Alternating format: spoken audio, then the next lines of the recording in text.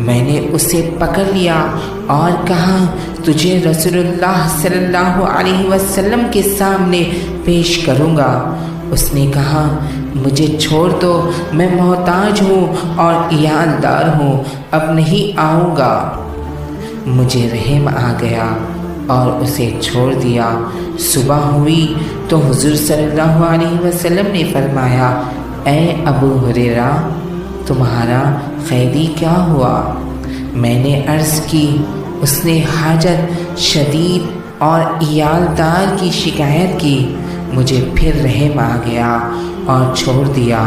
حضور صلی اللہ علیہ وسلم نے فرمایا اس نے تم سے جھوٹ بولا اور پھر آئے گا۔ میں اس کے انتظار میں تھا کہ وہ آیا اور پھر کلہ بھرنے لگا۔ اگر اس ویڈیو سے آپ کو کچھ معلومات حاصل ہو رہی ہے تو